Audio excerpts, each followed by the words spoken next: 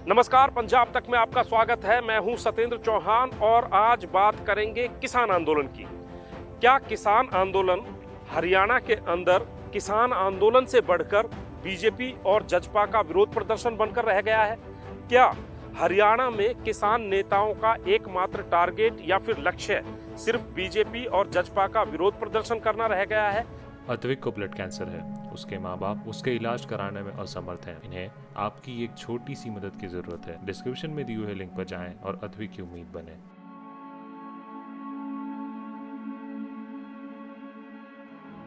क्या किसान आंदोलन जिस रूप में शुरू हुआ था, किसान नेता अपनी उन मांगों को कहीं ना कहीं भूलते जा रहे हैं या फिर विरोध प्रदर्शन का तौर तरीका बदल गया है?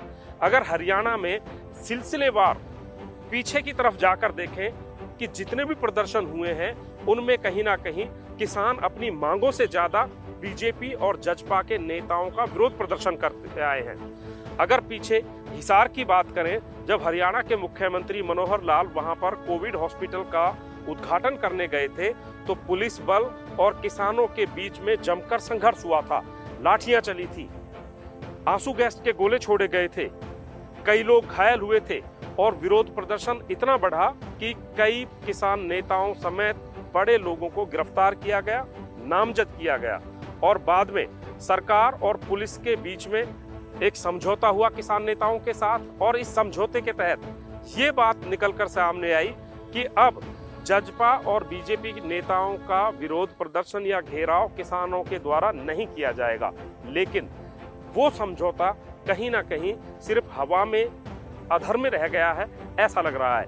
अगर झज्जर की बात करें, झज्जर में भारतीय जनता पार्टी का कार्यालय बन रहा था और उस कार्यालय की नींव रखी जा रही थी और वहां पर किसान नेताओं ने वो नीम के पत्थर भी निकालकर फेंक दिए। हालांकि हरियाणा के गृह मंत्री अनिल विज ने इस पर कड़ा संज्ञान लिया और ये कहा कि इसके खिलाफ कार्रवाई की जाएगी। लेकिन लग ऐसा भी रहा है कि कहीं ना कहीं सरकार भी दबाव में है, डरी हुई है किसान नेताओं से।